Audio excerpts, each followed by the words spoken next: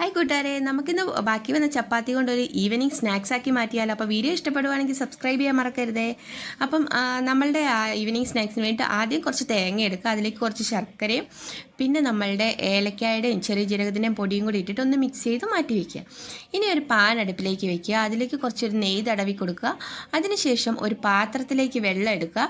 ആ വെള്ളത്തിനകത്തേക്ക് നമ്മൾ എടുത്തു വെച്ചിരിക്കുന്ന ചപ്പാത്തി ഒന്ന് ഇട്ടിട്ട് നന്നായിട്ടൊന്ന് കുതിർത്തിയെടുക്കണം. കാരണം നമ്മളിങ്ങനെ കുതിർത്തിയെടുത്തില്ലെങ്കിൽ ചപ്പാത്തി ചിലപ്പോൾ പാനിലിടുമ്പോഴത്തേക്ക് അത് പൊട്ടിപ്പോകാനുള്ള സാധ്യതയുണ്ട്. അപ്പോൾ അതുകൊണ്ട് ഇങ്ങനെ നന്നായിട്ട് വെള്ളത്തിൽ കുതിർത്തിയെടുത്തതിന് ശേഷം പാനിലേക്ക് ഇട്ട് കൊടുക്കുക. പാനിലേക്ക് ഇട്ട് കൊടുത്തതിന് ശേഷം അതിൻ്റെ മുകളിലേക്ക് നമ്മൾ കുറച്ച് നെയ്യും കൂടെ ഒന്ന് സ്പ്രെഡ് ചെയ്ത് കൊടുക്കുക. നെയ്യ് സ്പ്രെഡ് ചെയ്യുമ്പോഴത്തേക്ക് ചെറിയ ചെറിയ ബബിൾസ് കുമളയായിട്ട് വരാൻ തുടങ്ങും. അപ്പം നമ്മളിത് മറിച്ചിട്ട് കൊടുക്കണം. മറിച്ചിട്ട് കൊടുത്തതിന് ശേഷം നമ്മൾ എടുത്തു വെച്ചിരിക്കുന്ന ഫില്ലിങ്സ് ഉണ്ടല്ലോ, അത് ഇതിലേക്ക് ഇട്ടിട്ട് ഇങ്ങനെ സ്പ്രെഡ് ചെയ്ത്. അപ്പോൾ ഞാനിപ്പോൾ രണ്ടാമത്തെ ചപ്പാത്തി ഉണ്ടാക്കുന്നത് കേട്ടോ. എനിക്ക് 2 ചപ്പാത്തിയാണ് ബാലൻസ് വന്നത്. അപ്പോൾ ആദ്യം ഒരെണ്ണം ഉണ്ടാക്കി ഞാൻ മാറ്റി വെച്ചിട്ടുണ്ടായിരുന്നു. ഇത് രണ്ടാമത്തതാണ് കേട്ടോ. അപ്പോൾ ബാക്കി വന്ന ഫില്ലിങ്സ് എല്ലാം കൂടെ അതിലേക്ക് ഇട്ട് കൊടുത്തിട്ട് നമ്മൾ നേരെ ഇത് മടക്കി വയ്ക്കുക.